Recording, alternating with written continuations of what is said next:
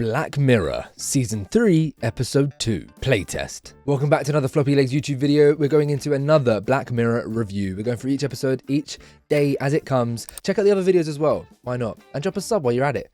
Let's get into Playtest. Spoiler warning ahead. The story of Playtest, we follow Cooper, who's an American who's traveling the world. He leaves early in the morning, grabs his passport, and he has a phone call from his mum, and he chooses to ignore it and click that he's off to work. So straight off the bat, within the first 5 minutes, we know that he's lying about where he's going. We don't know why he's doing that, but he's done it nonetheless. He's on the flight, he's traveling, he's having a wonderful time. I think he's playing a game. He's trying to make a kid next to him feel better about the turbulence. He's very uplifted and positive on this plane journey out, and when he's away we see many pictures of him across all the places in the world that he goes to. I vividly remember him in Spain when he's at a bull racing thing, and Rome and things like that, exploring Europe, Asia, etc., taking pictures of himself. One of the consistent themes though throughout all these pictures is he's on his own. Okay, that's something that I noticed. Then we end up in London again, still on his own, but he's on this bus tour going through London doing the typical touristy things. And then we cut to him, I think he's in a cafe, and he sees this couple over on the side, and they're all lovey-dovey. And then you can imagine over this period of time of him traveling, he maybe hasn't had that form of connection over the trip. But he goes on a dating site, a dating app, and finds that connection with Sonia. This is played by the actress who plays Ghost in Thunderbolts, and also this is Wyatt Russell, who plays John Walker in Thunderbolts. There's a video I've done on Thunderbolts. You can watch it right now, my review of that film. But it's very funny and coincidental that these two are together in this episode. But nonetheless, they get talking. She works for a games company doing reviews and things like that. But they get talking, they end up hooking up, okay? And what's really interesting after this is Cooper's getting a phone call. Sonia's picked up that he keeps on not answering it, but he gets talking to her and talks about his personal feelings, his life, his history, and about his father. And very quickly I find that very interesting because he either just very much likes her, or he hasn't had many people to actually talk to on this trip. You know, this whole trip was him to find himself, to make memories while he still can. But how many connections and people was he talking to on this journey? Was he doing this with everyone? I think he hadn't had that connection with anyone, so he found it with Sonia and then became quite close to her and told her these things. But of course he's talking about his dad who passed away. He had Alzheimer's, so the last few years of his life weren't the best with him. He was his best friend and he lost him, and he doesn't have as close of a relationship with his mum. Okay, that's really important, of course, because he's left her. He goes to buy his ticket to go home, but he can't. He's out of money because it got robbed from another country down earlier in the line. So he has no money, so he has to go and find it. He goes to his phone again, looks to who he should call in that moment. Who does he call? Not his mum. He calls Sonia, the person he just met the other night for a hookup. Well, he's asked her, can I stay at yours while I try and get some money through this site called Odd Jobs? So she lets him in. She enjoyed his company, and they get talking again. He talks about this games company that he's found on Odd Jobs that have a £4 sign next to it, meaning a lot of moolah if he does the thing that they're asking him to do, which is test a new gaming software, new gaming hardware, new gaming technology. Sonia hears about the games company and says, you can make even more money just by sending a picture to me or to anyone about what the software is, because then big news comes out about the games company and a lot of people will pay for that news. When he ends up at this games company, he sees Katie, who's like the assistant to the person who runs it. They end up going to this very secluded white room in the building. And before they go in, she asks for his phone because it needs to be turned off. There can't be anything that can receive or send out information. We read that as, you know, they don't want anyone to spill the beans of the new technology, but maybe it isn't that, as we find out at the end of the episode. But we pass on and go in. He's signing the papers. It doesn't have the last paper for him to sign on, so she has to go out the room. This allows him the opportunity to turn his phone back on, take the picture, send it to Sonia. And then when she comes back in, she implants the machine. They're setting it up, and then the phone rings, and it's his mum once again. Seemingly in that moment, we turn it off and we move on, and she's like, I'm sure I turned this off. We move on. He then plays whack-a-mole, which is really, really cool. Again, we'll get into the concept very, very shortly. Then they realize that he's enjoyed it so much, so they'll pass him on to the next stage, the horror game, the newer development of what they're doing, the real playtest in this whole episode. He goes in and meets the head of the company, and they set up the new machine like linked to like the more of the neurons that's saying it's talking about it needs to access your mind, because this game bases the horror features in it based on your genuine fears, which is very, very cool. He ends up going to the house that he played in as a kid. He's like, can't believe it's real, and she said it was a real model that they based it off of. He ends up in this building, and it just progresses. The intensity builds up in this. You know, he ends up just going in there, chilling, drinking this non-alcoholic wine. Oh, a spider appears. He's scared of spiders. Okay. Oh, a scary man appears in the figure of his old school bully. Ah, okay, one of his fears. Then it develops further into a spider that's mixed with him. Even more scary.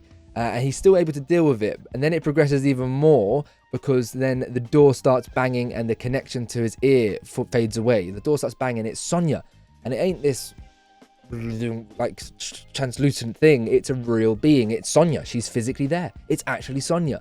And he's quite taken aback by that. But then he goes to the degree of thinking, they've just sent her here to play games with me. Man, they're trying to develop the fears even more. And then he questions her and says, wait, how did you even end up here?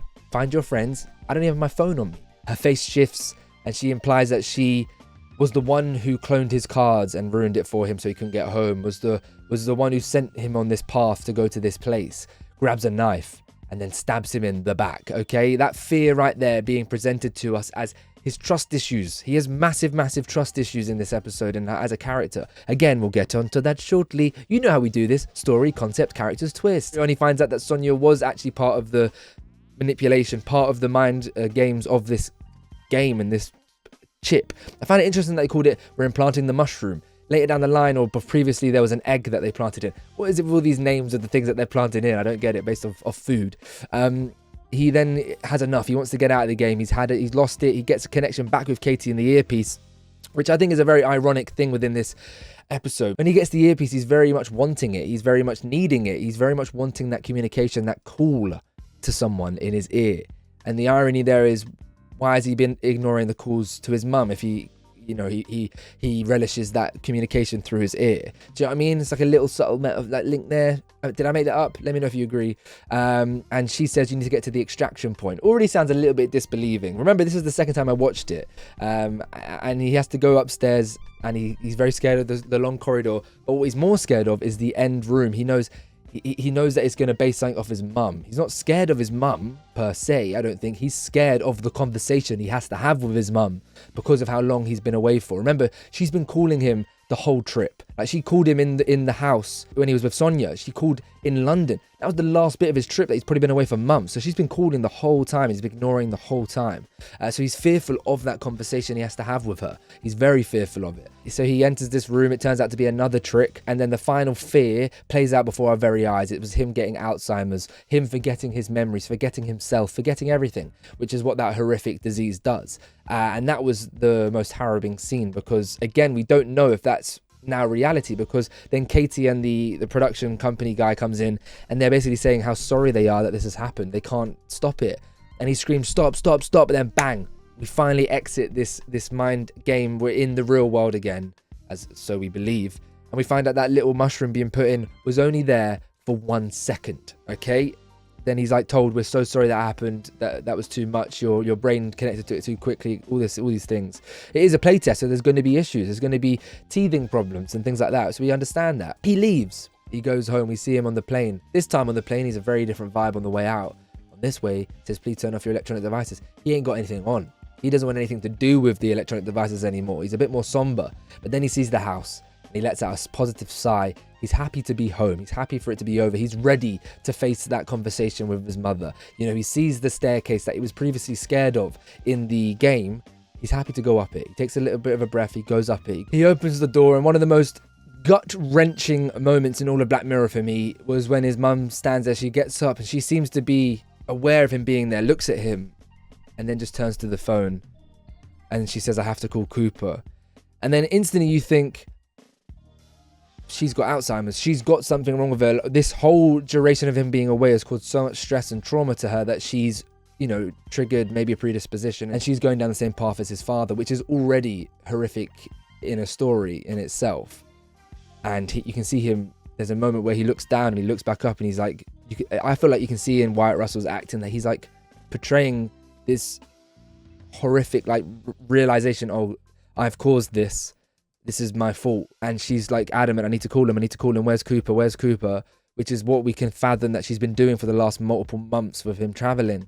And then he screams mum to get her attention. But what we do realize is it's actually him when the mushroom was first ever implanted. For 0.04 seconds, he screamed mum, his synapses all turned on, and then he died. And what a story.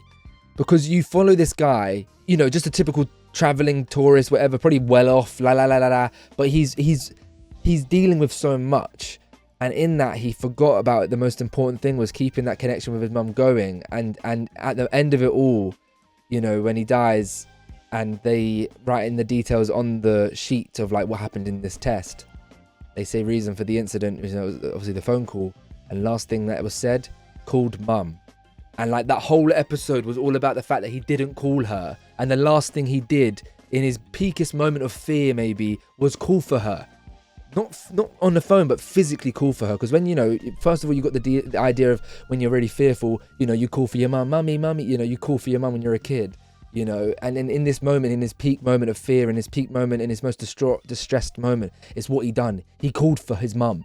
You know, when he needed her most, he called for her.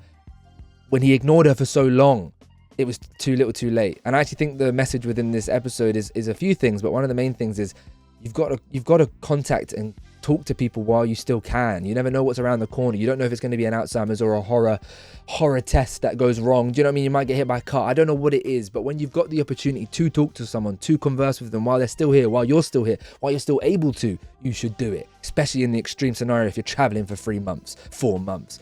Like, this story is so good. Moving over to the concept, and now this is where Black Mirror is, I say it all the time, is the best TV show of all time. I might go ahead and say that this season 3 is incredible. Nosedive we just watched yesterday, and now we got obviously Playtest. The concept alone is good enough to do this episode. They could have literally just had a concept where you implant a mushroom, you know, you plant this thing, and it makes you have this virtual real life reality fear horror game that becomes too much because it really accesses all your fears. It could have just been that, and that concept would have been good enough, and we could have moved on. You know, but they went even further, which we'll go into shortly. But the concept, you know, we see in this episode, not just the whack-a-mole alone was quite funny and cool, but then when we go into this fear game, you know, first of all, the house that he enters is the house that he remembers from the game he played as a kid. Because what we're witnessing, now I can talk to you because I've read through the story, what we're witnessing isn't reality. Obviously, this isn't happening. Like, not just the illusions in the game. I mean, all of this whole thing never happened because he never left the room in the first 0.04 seconds he died. You know, so what we're witnessing is what he perceived this game would be. And I think they are probably working on a game that could do this. But what we're seeing is he's entering the house that was a game he played as a kid. That he's connecting these dots. He's made this whole thing up. And I find the fears that were portrayed were really interesting to delve into his character more, which we'll obviously seemingly move on to shortly. But, you know, we see it's spiders. The light goes out. It's a little bit maybe darkness. You know, it's a scary man that's portrayed as his bully as a kid. Another fearful thing. One of the funny ones that I think were mentioned was, only when you really think about it, was the non-alcoholic wine one of his fears, you know, like as a jokey fear, like he wasn't able to have an alcoholic beverage. You know, it progresses even more that the bully merges with the spider. But the ones that I really want to talk about are, you know, he has deep underlying trust issues. You can imagine he's been going on this traveling for multiple months, not having much interaction with people. Maybe his father with Alzheimer's was his only best friend. You know, he got bullied as a kid, as we heard. He's got marks on his body from where he got picked on. You know, it makes you think, losing his dad, he might not have had many friends. He never mentions any of his friends other than the kid that he played the horror game in his basement. And when Sonia comes in, you know, she's coming to save him. This person that he did build that connection with, that is very rare for him, I imagine. And then it proceeds to be that she was actually the one that, you know, cloned his car. She didn't do this, but he's played it out, and his fear is his trust. He can't trust people. He's played out, overthought this idea with this person that he's managed to have a connection with, and he's made it out to be that she was malicious and did this to that, and then to really form this metaphor, she stabs him in the back. You know, that is the epitome of, you know, that fear and the lack of trust issues you might have with people. You know, you get stabbed in the back. You don't want to be betrayed. You don't want those things to happen. And it obviously develops again. He goes upstairs, and he has the fear of going up the stairs and the fear of going to the door at the end of the corridor, which we realize represents his home. You know, at the end we see that the home is a long staircase, and the door at the end of the corridor, which is his mother's door. He thinks it's going to trick him and make him do that. But the real trick is that it wasn't an extraction point. It was a place for him to finally fulfill his final fear, which is to lose all of his memories like his father did, and have that genetic Alzheimer's passed down to him. And like, in that moment, you're sitting there just absolutely like, just empty. Like, he's completely gone through the ringer. And all these fears have been played out to him, and you can only imagine what would play out for you. That's why this concept is so cool, because you're watching it thinking, what would happen if I went into that machine? That's why the concept is just incredible in this episode, and I'm surprised like that it was the best thing about it wasn't even the concept. Do you know what I mean? Normally Like, they could have just done that and it would have been incredible, but they went even further. Very quickly, we're going to go into the characters because, yes, we have Sonya, but the main person and the only person that we will talk about is Cooper, okay? We follow him throughout this whole journey, which we realize is about him dealing with this grief that he has with his father passing away, who had Alzheimer's. And I feel like it's also him dealing with it very poorly. And Black Mirror does it perfectly. We've spoken about it so many times in the past about flawed characters, flawed people, which we all are. We are all flawed. That's why these characters are so beautifully written in this series. He's flawed. He's grieving this loss, which, you know, you can't tell someone how they should grieve. But by doing that, he's leaving his grieving mother, who now is not just grieving her husband, her late husband. She's grieving her son, who she hasn't had a contact with for multiple months. Like, this idea that he didn't call her back, I'm looking at it, angry at him, annoyed at him. In the moment, you're like, okay, he's past it. But then you realize he's probably been away for months and he's never answered the phone once. That's horrific. And then while he doesn't do it more and more, it builds more fear. And, you know, he is flawed and you can't help but feel for him as well. But then you're also really annoyed at him and questioning him. I don't know how. Let me know what you think of Cooper as a character. I felt for him quite greatly at the end because I feel like he's probably gone through a lot in his life. And when he's saying his best friend was his dad and he went through the Alzheimer's, but you can't, there's no explanation to leave your mum calling for days and months on end, never answering. I know it probably got worse and worse by leaving it longer and longer, and his excuse was he wants to be able to talk in person with her or something. That's why when he lands and he looks at the house, he sighs out a bit of relief because he's able to now address the situation, talk to her finally. But it's too little too late. And as I said previously, that was the message in this episode.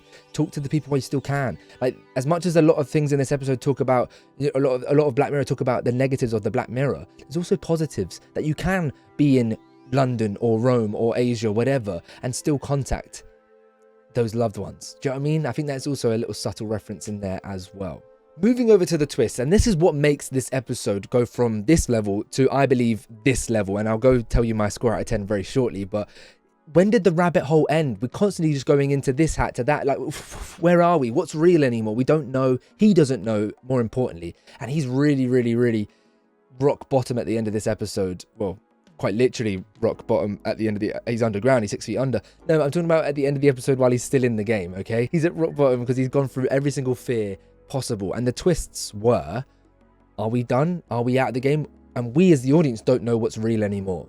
You know, are we still in the game until we believe fully it is the end of the game? And then we get the rug pulled out beneath our feet and we find out that he never even got to anything that we saw in this episode because he was dead in 0.04 seconds.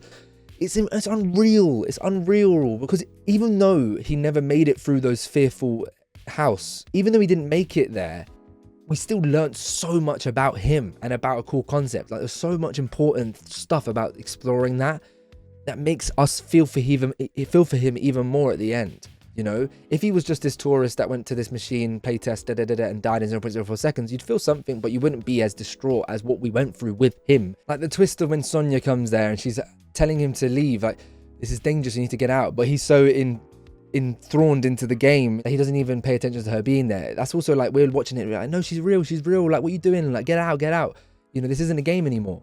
But then we find out she was just another illusion. She wasn't real. And the twist in what she turns into, because she's physical and she's actually able to stab him and stuff, it's like she is real. Like, she's actually doing that. Then is there a big twist in that? Then we find out she is an illusion, and then we find out that the game can cause pain, but she's telling him it can't cause pain. And then she's saying you need to get to the extraction point. He gets to the extraction point, another twist. It's not a twist. It's not the ending. It's not this. It's not that. And then on top of all of it, they break through into the room and they tell him, we're so sorry. And he's there sitting there. And I think the performance isn't the best in the world, but you can't help but just feel absolutely empty watching him say, who am I? Who am I? When you get the cookie crumbs earlier on, he doesn't say it verbatim, but his biggest fear with Sonya, he's saying to her, was, I need to make these memories now traveling before I can't. He's mentioning there that he's worried about his future life with potentially getting Alzheimer's. And then they say, put him with the others. And then he screams, stop. And then he wakes up again. It's like, okay, now we're out of it. And honest to God, that would have been enough for me to give the rating that I'm going to give it. But then they go even further. And then it just solidifies it that this is an unreal episode. Please let me know what you think about it in the comments down below. On this rewatch, it's actually made it higher than I initially thought. This is the best thing about rewatching them and doing this series that we're doing on the channel. Again, make sure you sub if you haven't subbed already, because we're going for every single episode. I put this one as like my 3rd or 4th favorite in my top 10 video. I can reveal I gave this episode a 9.5 out of 10. This is Black Mirror at its best. Twists, turns, you don't know what's real and what's not. The concept alone is fantastic. The characters are decent. They're not the be-all and end-all. There's definitely better characters in other episodes for sure. But the story is what makes these characters even better. And what he's doing in this episode, how it links to the technology, and the technology isn't like this. I literally remember when I first watched this episode and I was in tears, because that whole bit with his mum and then him at the end, like, I just felt so empty. The whole message that the company guy does, which obviously isn't a real interaction because it's all in his head because he dies straight away, but he says to him, the beauty of us loving horror games, why we love gaming, is because it allows us to let out this fear. But it's okay because we always know we're going to be alive at the end of it. So he's gone through this journey of letting out all this fear. In 0.04 seconds, he let out all of this fear, the most extreme, intense moment in history. Like literally what the games company guy said. It's not worth it because he died, you know? Like that was the message as well. Letting out your fear in these games is worth it because it allows you to let it out in a healthy way and you're still alive at the end of it. He let it out. He went through all of the arduous things with it and didn't even get the benefit to say, I'm alive at the end of it. Wow. There you go, guys. Here it is on the table. As you can see, it is my #1 episode so far. Look, some of them are so close and they could be 9.5 or a 9, yada, yada, yada. But this one, bearing in mind I've watched it already and this was a rewatch and I'm giving you this much energy, I think it shows you how much this episode means to me and how much it's brilliant. I don't know. I don't know what it is about it. I'm into gaming, but I don't think it's that, because the concept isn't the main thing that I love about it. It is the twists and turns to the fullest degree, and then you're just left feeling the rug, like genuinely the rug being pulled out beneath your feet. And it's a 9.5 for me. Let me know if you agree in the comments down below. I've been Floppyleggs, and I'll see you when I see you.